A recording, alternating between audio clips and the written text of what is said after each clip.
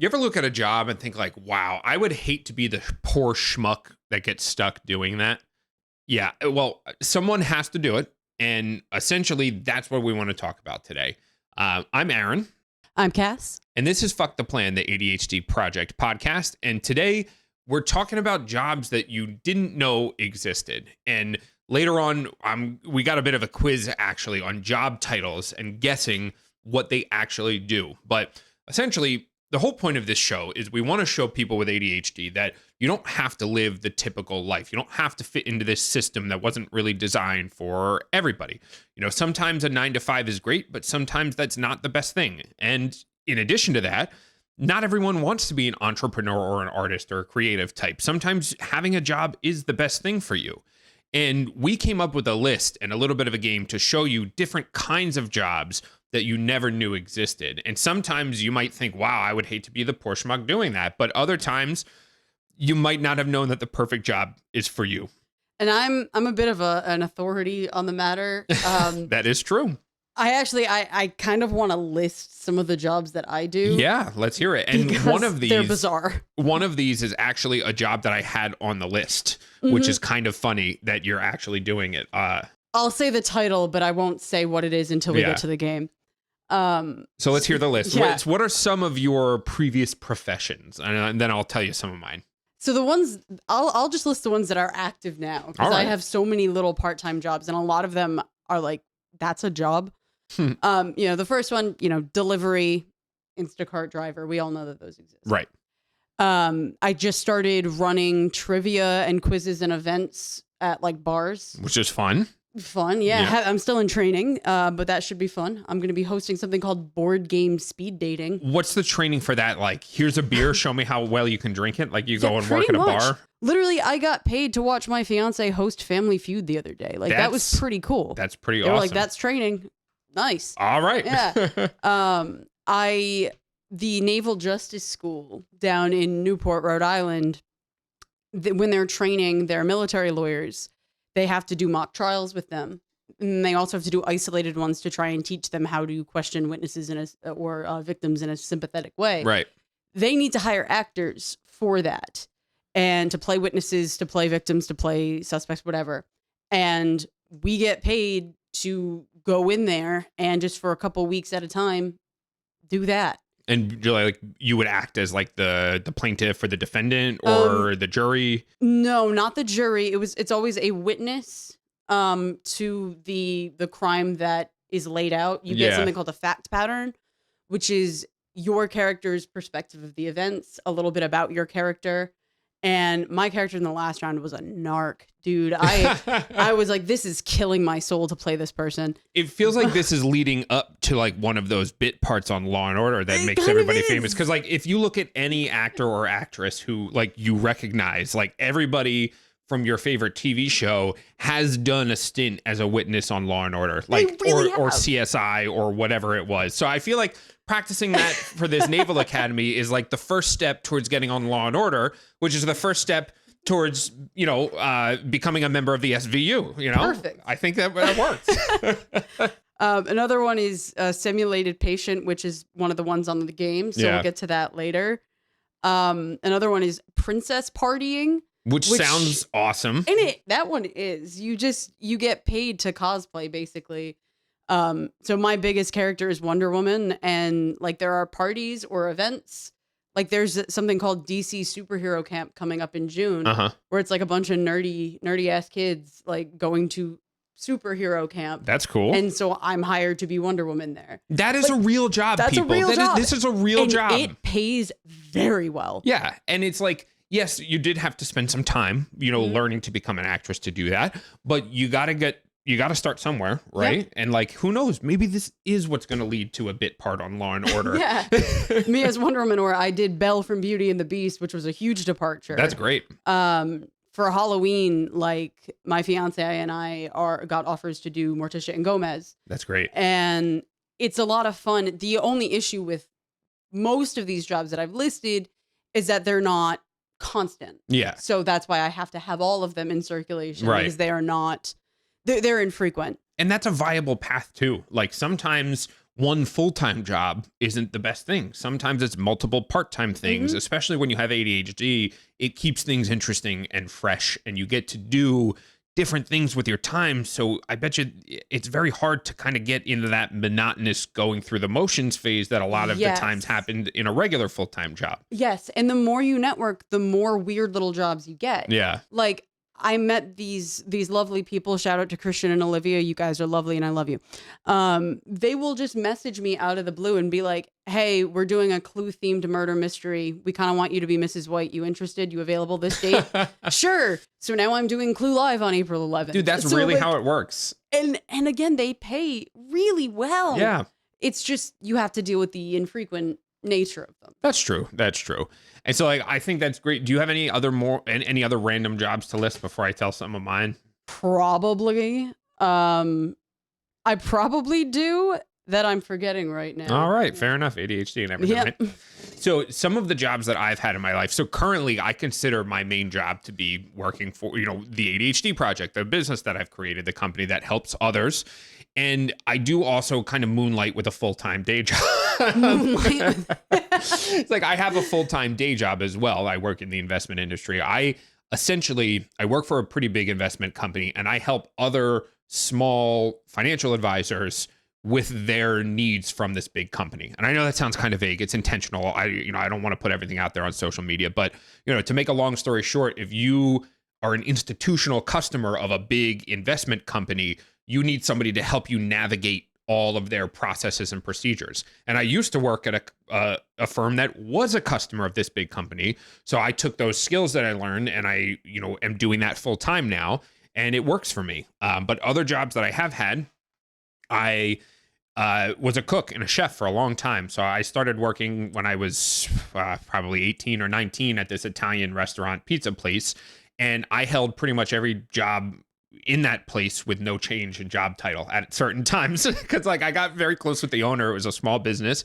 There were certain days on like the quieter days, on Monday morning where I would pick up the phone, take the order, put the phone down, go make the pizza, and then put the pizza into my own car and deliver it to the customer. And like, sometimes you learn those things, but I had worked there. I've worked at a small cafe. That's where I met my wife. I worked at a catering company that my brother and I started, and for various reasons, we weren't able to keep that going. But there was a summer where the COVID summer when the government was handing out $1,200 checks. I bought a smoker, and my now wife and I made barbecue, and we sold barbecue. Oh, I remember that barbecue. Yeah. People still ask me about this because like we just did it for fun because we wanted to like make a little bit of extra money and like it was so good.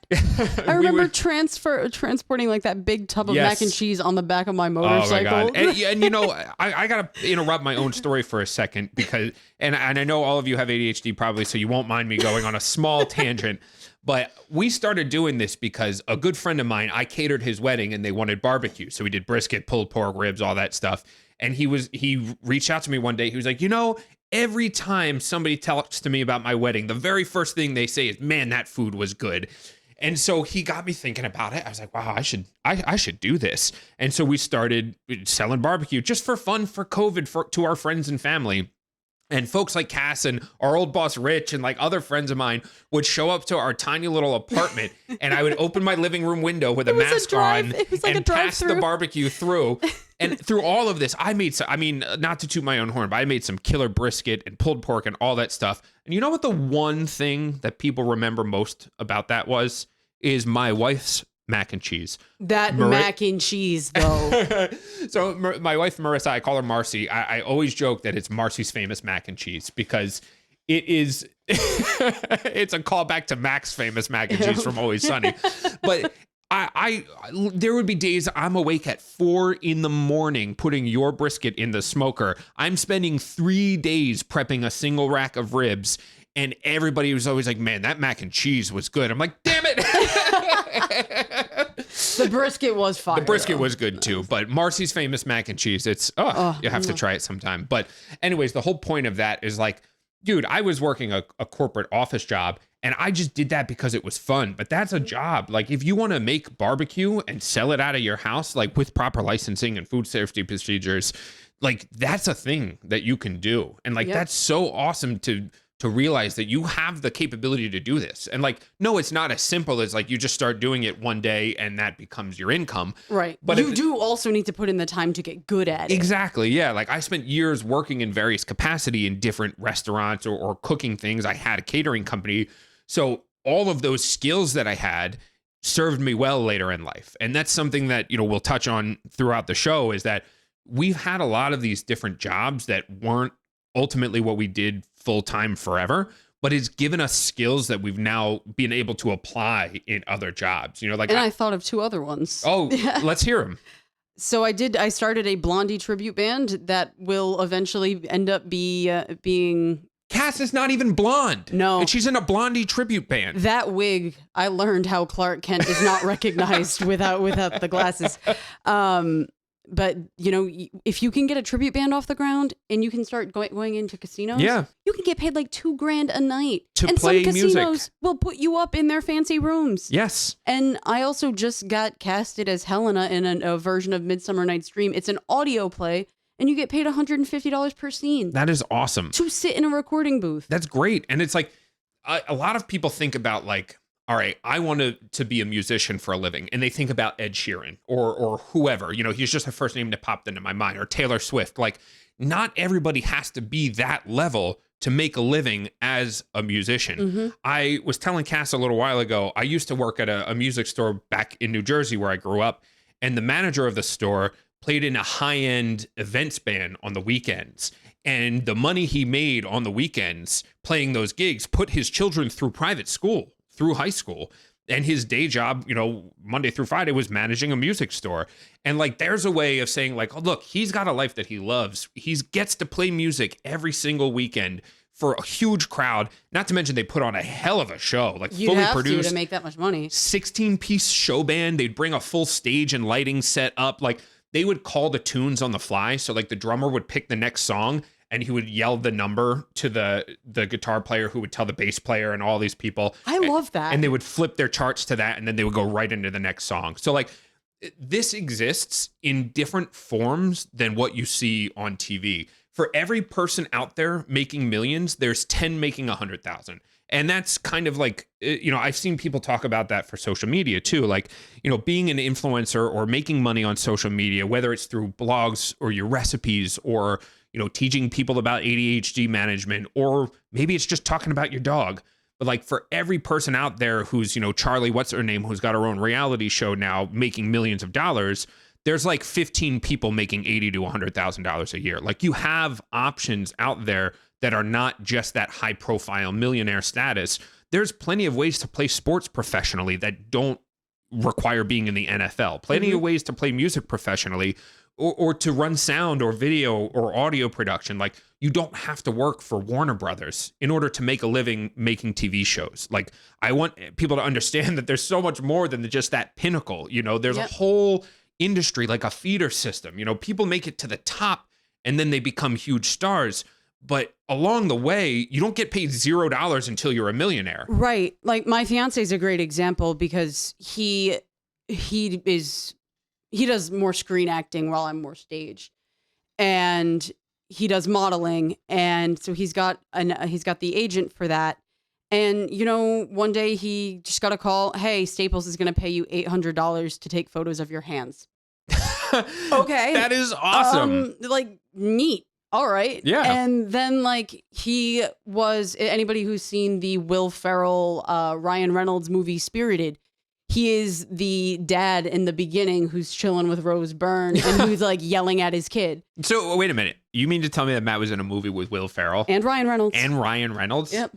Yeah, look, see, this is what I'm telling you, okay? And he had lines, you know. You don't have to be Emma Stone to be in a movie with Will Ferrell and Ryan Reynolds, okay? Right. You just have to be in the right place at the right time. Mm-hmm. And I'm sure that Matt has put in many years in acting and honed his Went craft to school where the for point. it, everything. Yeah, exactly. Yeah. And so it's like you don't have to pigeonhole these things into just the very top. And that's kind of a good segue because one of my favorite jobs you didn't know existed. So I have been getting into Formula One over the last few years.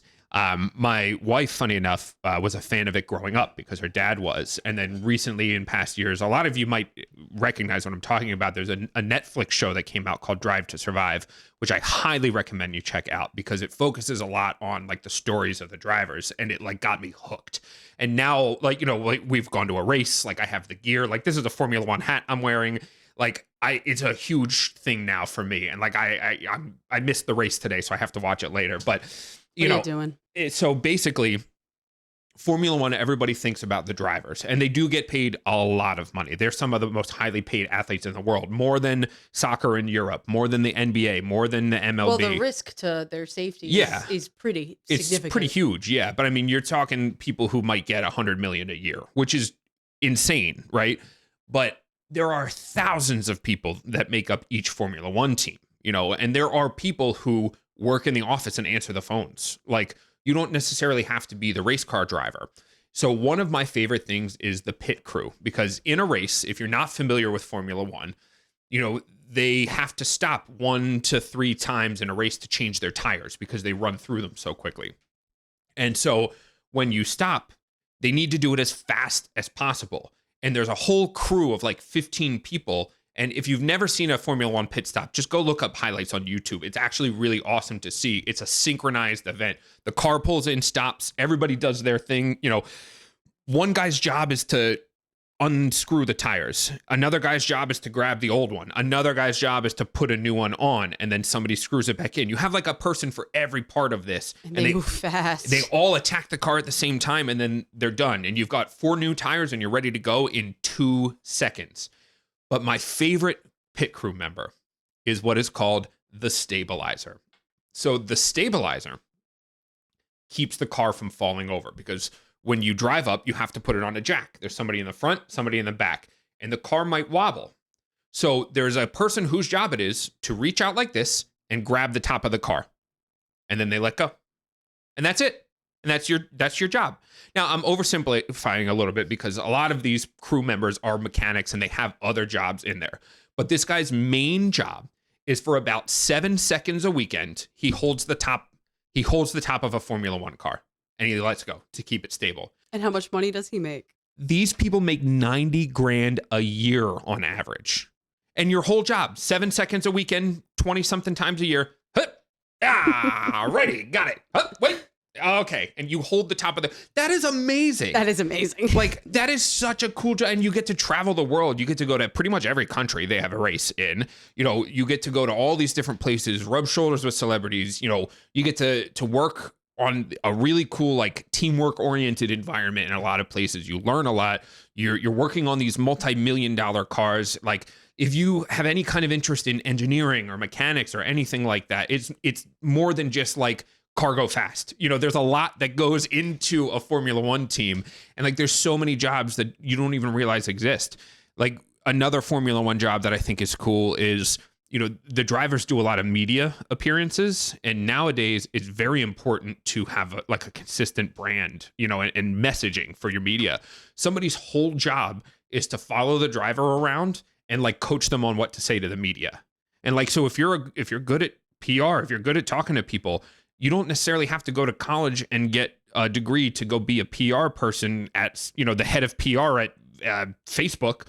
You could be in PR for one person. You could be their specific media coach and follow them around the entire world for the better part of a year. Depending on the person, that could be harder than being the PR person. It could be. It very well could be. But, you know, at the same time, I'm just highlighting the idea of like, this is something that you might not have even known existed, you know, these jobs. Like, we're going to get into some of the other ones that you might not have known existed as well, but really just kind of want to hammer home the fact that like, you really don't know what's out there, and there's way, way more out there than you probably even realize. Just the two of us have had enough jobs to fill a book with, you know what I mean? And for better or for worse, right? But at this point, I kind of want to talk about some of these jobs that Cass might not recognize. And we're going to do a bit of a quiz. I'm seeing some of the names right now and I'm like, what the hell? It's hilarious. So I ended up doing most of the research on this one. So it's going to be mostly a one-sided quiz. Let's do it. Here we go. So what we're going to do now is I'm going to give you the name of a job, and I want you to try and tell me what that person actually does for a living. All right. There's some of them that I might need a hint. Okay. We'll talk about that when we get there. And then the fun thing is I'm also going to have you guess how much money they make. Oh, that's a good idea. On average, is it like more than you'd think? We're just doing averages. Some are more, some are less. Okay. You never know. All right. So this is probably one of the hardest ones to say. And that's your hint to what they actually do. The job title is orthopist. Again, that's orthopist. I feel like I'm in a spelling bee. All right. Because of your hint, I'm going to say that something to do with speech pathology, maybe. You're warm. Like the King's Speech, kind of like. Sorta. All right. You're in the same vibe. Okay. I might give you half credit for that one. So an orthopist is responsible for checking the pronunciation of words for audiobooks and audio recordings. So your whole job is basically beforehand, you check the pronunciation and make sure that whoever's going to be performing it has it. Or you could kind of be on the back end where you listen to audiobooks and audio recordings and make sure that people have pronounced all of the words correctly. So if you're one of those people who's like a stickler for pronunciation and grammar and things like that, this could be a really cool job for you. Yeah. I'm going to guess 80,000. You're a little high on that one. So on average, 57,000. Still a pretty respectable income. It seems, I guess it depends on what company you're doing it I guess, for. yeah. But I mean, if you also think about the fact that you're pretty much just sitting around with headphones in your ears, listening to things all day, 57 grand is really not bad for that. No. Not at all. There's definitely jobs where there's a lot more labor involved for a lot less money. True. All right. So this one's a little bit of a gimme because this one, I didn't realize when I was putting together the list, is actually one of Cass's side jobs. So this is standardized patient. So why don't you tell us what a standardized patient does? So I've got my first gig for that tomorrow, actually. That's great. And I've got 2 back-to-back shifts. We're going to have to be like north of Boston at 7:30 in the morning. It's going to be rough. But what you do, it's for medical professionals and medical students. And you get assigned a disease, basically, or an injury. Like tomorrow, I have cancer, and I have only tomorrow though. just tomorrow, just a touch. Not in general. No, not in general. And I also have the second case is Marfan syndrome, which coincidentally, because I just finished my run of Rent, that is what Jonathan Larson, the writer of Rent, died from. Look at that. And you go in and you read your case file, you read the personality of the person, and you go in and you act as this patient, and the doctors, you know, they'll practice giving you bad news, or they can it's a mystery diagnosis. It's like an episode of House, and you are just kind of there to help them. But it can get intense. And then they have stuff on like racial and gender biases. Oh, yeah. And like Matt does a lot of those. And in his job, like he kind of has to yell. Yeah. Which is so not his personality. That's kind of funny. But it's like a legitimate acting gig. It is a legitimate acting gig. And they pay $75 an hour. That is absurdly good. Mm-hmm. I mean, again, it's kind of you get an email and they're like, hey, we need people for this. Yeah. So maybe you'll go up and you'll have maybe only a 4-hour shift, but at $75 an hour, that's a lot. Yeah. And like for one day. I have on average standardized patients make somewhere around 30 to 35,000. Yeah. And it's like, nobody's full-time gig. Yeah. But if you have a part-time gig doing that and then a part-time gig playing in a tribute band, like that's what I'm getting at is like life doesn't have to be all one thing all the time. Like you can do a couple of little things. Like I saw this great meme and it was about somebody talking to their 4-year-old child, and the child they were like, well, I thought you wanted to be a librarian. What do you mean you want to be a monster truck driver? And she's like, well, I'm going to be a librarian on library days and a monster truck driver on non-library days. What's so hard? Simple. Yeah, exactly. So it's the same thing. Like 32,000 a year is nothing to sneeze at, especially if you have another part-time job. And if you get a 4-hour shift, 4 times a month or something like that, how much time do you have to do your passion projects? Like a lot more than a typical job would pay. I mean, would give you. Exactly. So that's a great one, I think. Another one that is kind of similar on a part-time thing, and this one might be a little easier to guess, but media QC It's not easy because I don't know what the hell QC stands for. Quality control. So media quality control. Okay. Is that, I'm thinking maybe somebody who reviews social media content before it gets posted. Close. It's more video media. So this is, I got this one from Reddit. It's a person on Reddit said, I spent years watching movies before release in a secure theater-like room to make sure the files are ready for distribution. They make sure the subtitles and the audio are in sync. There's no picture corruptions, things like that. I always got to watch the biggest movies of the year on a giant screen weeks before they were released, or sometimes months. Wow. That sounds like a hell of a job. Like, you just go in and watch movies and TV and check for quality issues. That's a pretty solid job. Now, what do we think that they're making? This one I have actually hourly. Hourly? Maybe... Because you wouldn't be working that much. You'd be sitting there for maybe 2.5 hours watching the movie. So I would assume it would have to be high hourly. Because you're only getting like 2 or 3 hours of work. I'm trying not to give it away with my face. Yeah, you're doing a good job.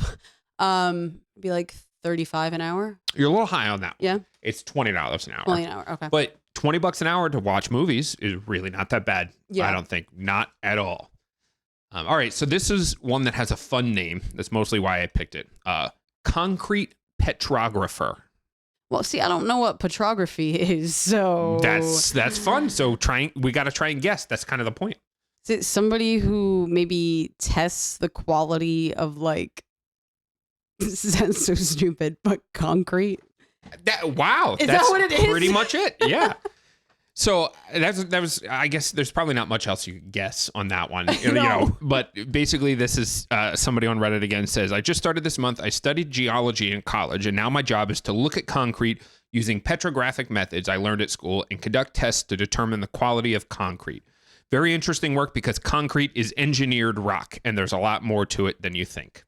Well, so that's a science. So that probably pays pretty well. All right. Yeah. So I do have yearly on this one. Yeah, okay. I have been shooting high, and I'll probably be doing that again. That one I'm going to say 80.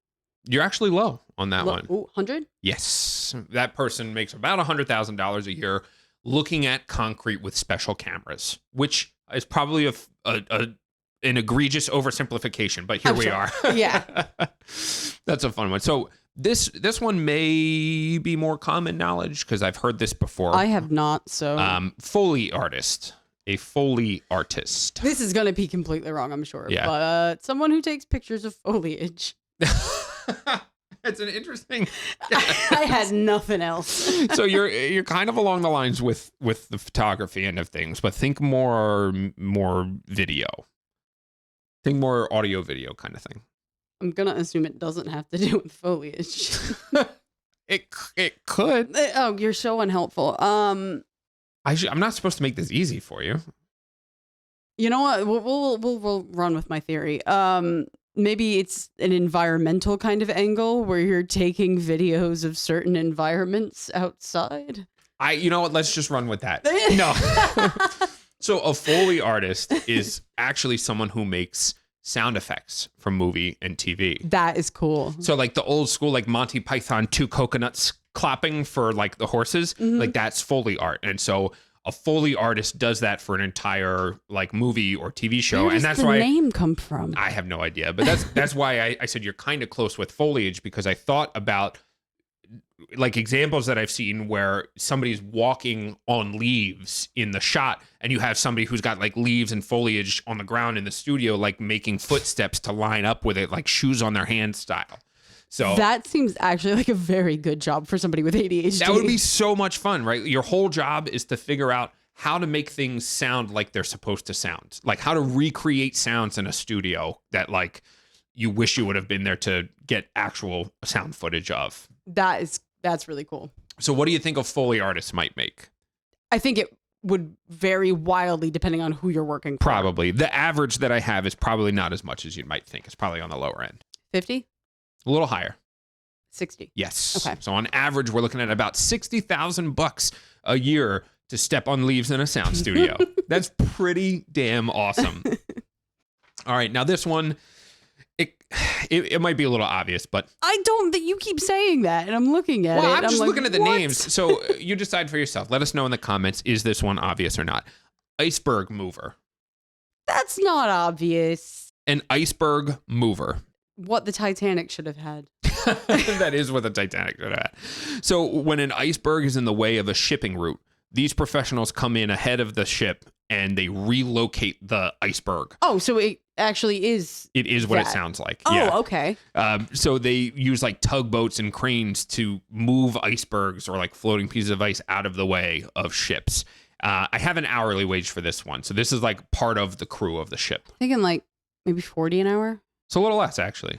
35? It's 25. 20. Is what I have. Okay. Which is still respectable because you basically, if you think about it, you're kind of the crew on a ship. So you're probably throwing ropes and pulleys and things, I'm going to guess the person like spearheading the endeavor is probably they're probably the getting manager money kind of thing. But still, I mean, hey, $25 an hour to sail around the world and move icebergs, probably a pretty fun job if you like being out and about on the water. And you like being cold. Yeah, of course. Yeah. All right. So this one's obvious. Is fun. A pet psychologist. So I'm just going to give you this one because it's pretty straightforward. So a pet psychologist, basically, they try and help us understand our pets and their emotional needs, which is cool. This is a job that exists in the real world. There are college degrees for it. So if you have always felt like maybe you heard our last episode and now all of a sudden you're a cat person or something and you want to pursue a career, but you don't want to be a regular vet, blood and guts make you squeamish. Maybe you want to be a pet psychologist. Now, what do you think on average a yearly salary for a pet psychologist is? Laughing. There's an episode of Frasier where they hire a pet psychologist to diagnose Eddie, and that's all I'm thinking of. I'm going to guess maybe 75 a year. It's actually less. It's actually more like 52. Is it a PhD that you would need? I don't think you need a PhD. I think it's some kind of college degree, but I don't think it's as much as like a medical doctor or a human psychologist would be. But I still think that's a pretty good income to kind of, try and figure out what a lot of us do with our pets already. What do they need? What are their emotional needs? And try and figure out how they can help them. Now, it's probably a difficult job, I'm sure. I would imagine that there's some loss there that you have to kind of learn to deal with. But if you want to work with animals in a slightly different way that's not being a dog trainer or a veterinarian, there are ways out there that you can get into that field. Next one I have is a live wake-up caller. What does a live wake-up caller do? Those people at hotels that call you to wake up. Pretty much, people still do that? They do. The last vacation we were on a cruise, and for the wake-up call, it was actually an automated call. So like it was like a robocall. Because you might not be able to use your phone on the... Right. But there are people who do this. Like there's a company, and probably more than one, that does live wake-up calls. Like you just hire them and they'll call your phone.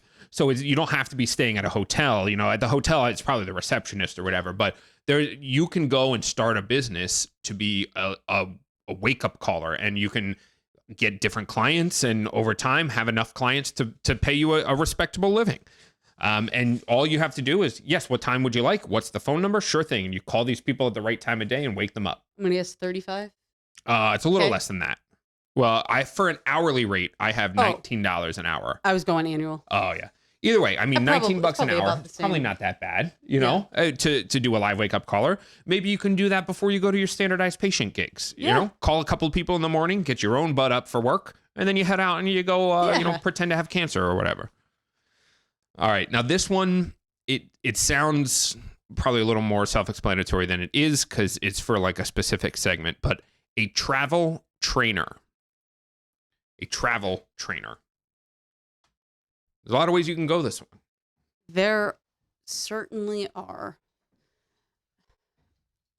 It's not, the travel planners, because that's its own thing. Right. So like my first thought was like, all right, well, does this person travel and train people? Do they train people to travel? That's what I was thinking. But like, I was like, what would they have to learn? So a travel trainer is... this is one that I picked up from Reddit, so I'm just going to kind of read it. It was a young woman from London who explained how she's a travel trainer, which means she helps adults with learning disabilities get used to using public transport. Oh my God. She described it as an awesome job, and when you think about all the people that she's helped, it's hard not to disagree. So a lot of things that we take for granted as physically able folks, and relatively mentally able folks, debatably for myself. Depends on the day. But basically, like, I don't have a problem getting on a train and taking a train to Boston or whatever the case might be. I've had some experience, but adults with learning disabilities or people who have had developmental disabilities is not quite as simple as getting on a train. Like, there's a lot that goes into that when you think about checking the schedule, getting there on time, buying your tickets on time, like having this plan, knowing where to sit, knowing how to avoid people who may be dangerous on public transport. Like, there's a lot that folks don't realize is not very obvious to people who are who in some way have learning disabilities. And so this is a really great job, I think, because you get to make a hugely positive impact on people's lives. That is amazing. And definitely I would never have come to that conclusion. Yeah. It's so cool. So cool. Average salary, what do you think? Yearly? Assuming that they have this in America. Yeah. 40,000? It's more, actually. 50? More? 70? No. 60. Not quite. 65. There it is. 65. Which, I mean, I know that inflation is what it is, but if you think about it, like a lot of these jobs, like a job like a travel trainer feels like it could be one of those like thankless underpaid jobs, like a teacher or That's something, what I was thinking. But fortunately you can make a decent living doing it. That's just an average based on like, US data. But at the same time, 65 grand a year to make a huge positive impact in these folks' lives is really not anything to sneeze at, I think. Plus, it's the national average. Not everywhere is as expensive to live as the coast. Yeah, of course. We live in the Northeast, which is an expensive area. Maybe not quite as much as California or something, but like, somewhere out in the Midwest, like you might be at the top of your demographic, or the income South. wise. If you're down there in Mississippi, 65K is big money. Yeah. So definitely options out there. All right, so I've got two more. One is a little self-explanatory, the other is not. So the one that's not is a professional criminal or a cybersecurity penetration tester. I think I know what this is. All right, let's hear it. I think technology all kinds of companies with any sort of online or technological presence would hire people who are good at hacking to see if they can hack their system, to see what security measures they need to take. That is exactly right, my friend. And the first thing that jumps into my mind is good old Penelope Garcia from Criminal Minds. I don't know if anybody watches that show, but we've been, mostly for nostalgia's sake, but my wife and I have been watching through it recently because we want to watch the new one that's coming out, and I hadn't really seen it. But Penelope Garcia was in the show a hacker who was hired by the FBI to be their tech person because it was basically a, if you can't beat them, join them kind of situation. She was so good, they needed somebody like her to help them combat cybersecurity threats. But companies will pay you. I'm just going to give you this one because it's staggering to me. I would imagine they get paid a lot. $122,000 a year on average That to tracks. try and break their security systems. That tracks. Yeah, and so like you can go to school for this, but like if you are in any way oriented towards computers and you want to make a living doing something like this, but you don't want to have to work for a huge company and be beholden to them, a lot of these folks are consultants, which means they can charge those companies whatever they want. Hang on, I'm still hung up on the fact that you said you can go to school for this. Yeah. You can go to do they school know for, that they are giving these people the it's power not- of good or evil? I don't think it's necessarily like, Skeletor's criminal training school. I think Depends on where it's you more go. like you go to like networking and cybersecurity school, and then you decide to use your talents for good instead of evil, something like that. But like if you are a consultant on that and you are not worried about like having to go to like take whatever salary this company gives you, and you get good at it and you start getting word of mouth referrals, you can charge a lot of money.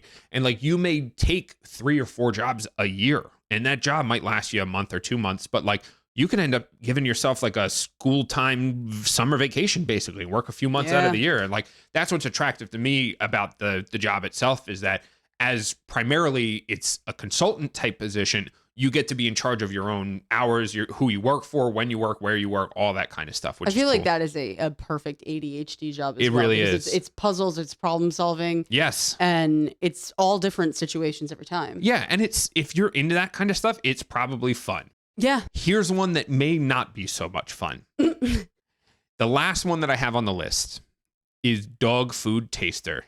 Now, I do want to say that my brother and I have tasted quite a fair bit of dog food Well, you should start applying, my friend. voluntarily. I'm not even going to ask what went into that decision. No, I've tried it. It's legal in some states. What led to these decisions? I'm bullshitting a little bit because I have tasted dog food before. Just, you get those dog treats that are they look like cookies. They look delicious. And they taste like cardboard. If you can bite through them. Yeah. I used to have a friend who my mom would make these little like yogurt dip kind of dog treat things like for our dog growing up. And one of my friends was like, "Oh, that looks good." And he just took a bite out of a milk bone and ate it. And I was like, "Is that not terrible?" He's like, "No, I like these things," and would eat milk bones out of my dog's treat jar. At Petco, they sell these. They're like dog Oreos. Yeah, they're basically just sugar-free Oreos, and they are delicious. And the employees at Petco were like, "Yeah, sometimes we just eat these like behind the counter." So if you are like Cass and you have eaten dog food, or if you're curious about what dog food likes, since dogs can't effectively communicate their thoughts and opinions on flavor and texture of their food and treats, the job has to go to a human, where you will try various dog foods such as bones, kibble, wet food, and biscuits to determine how it compares to other dog food products on the market. Which is interesting because, as we know, dogs do not have a discerning palate. Not My necessarily. dog likes to eat paper towels, and other dogs eat cat shit. So I don't know if what would taste good to a human necessarily lines up with what dogs like. Well, have you ever eaten a paper towel? How do you know it's not delicious? You know what? That's fair. I think it depends on how you season it. I'm going to get you one. Oh, perfect. We're going to eat paper towels on this follow show. our Patreon, and then you get to see me eat a paper towel. That's a good idea, actually. But I guess it's more about comparing it. So it's like, all right, well, does it taste better or worse? Or does it taste more crumbly or more, I don't know, biscuit-like? Yeah. So I guess if you want to make $30 an hour eating dog food, you could certainly do that. $30 an hour? That's legit money. That's more than like bare bottom. That's like you can have a pretty solid life. $30 an hour. Oh my God. Eating dog food. Chris and I did it for free? Yes. Cass, you're doing this for free when you could be getting paid. And now the fun thing is you have experience. So you can put that on your resume. You know what I mean? Well, Wednesday I had cancer. It's probably because of the dog food I ate on Tuesday. Friday I'm feeling just fine. So that kind of caps off the list. And I guess really to close us out here, the point of some of this is to have a little bit of fun, but at the same time, I want to kind of help open up your eyes to possibilities that are out there that you might not have known. And even if you did know about it, kind of help you realize that it doesn't have to be all or nothing. Like specifically with acting, both you and your fiance make a living in some way as actors. You're not Ryan Reynolds, but you are still acting for a living and doing what you love in a lot of ways. And one of us has been on set with Ryan Reynolds. Exactly. On set with Ryan Reynolds. As long as you're not on set with Alec Baldwin, you will probably survive. No. So there are a lot of ways out there that you might not have realized, and things that are jobs that align better with the ADHD brain. So I have talked a lot about how a corporate 9-to-5 job is probably not long-term what I want to do. But at the same time, sometimes having a job is better for you. Sometimes you want that security of having a paycheck coming in. Not everybody wants to be an entrepreneur or a creative type. Personally, I love the risk of being an entrepreneur, and it motivates me. It gets me up in the mornings, and I absolutely love putting it on the line for myself every day. It teaches me how to believe in myself because I know that I've got to live up to this, and I've got to do what I need to do in order to put food on the table. And for me, my brain needs that motivation. But for some people, that is fucking detrimental. That does not work for everybody. And I know I'm a little bit crazy to be out here doing this, but at the same time, you can be a little bit crazy without having to give up all of the security of having a job. Right. And go ahead. Well, we figured out that it wasn't for us, but we had for a while been playing it safe. Yeah. We were in that 9-to-5. We were getting health insurance. We were getting good money. And that was all we did. Yeah. And we played it safe and we were miserable. Yeah. And everybody talks about the fun part of being an entrepreneur, but I still am not at the point where I can leave my day job and buy my own health insurance and do all of these other difficult things. So for me, having a regular job in addition to this has been huge. And I actually really like my regular day job. I just know that in the long term, I'm working towards something different.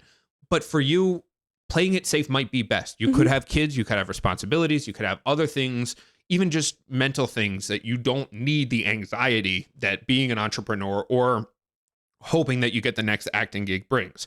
For some people, they thrive in that, but for some people, you can't thrive and you can't be in the right frame of mind unless you know you have that paycheck coming in. And I just want everybody to realize that we don't think that not having a job is the only way for everybody with ADHD to go. Right. But if you are miserable in your job, just know that there's millions of options out there. The options nowadays for making $50,000, $60,000 a year without college are huge, way more than it's ever been in the past, especially with things, for better or worse, like the gig economy and, working these fun jobs, interesting jobs that require the human element.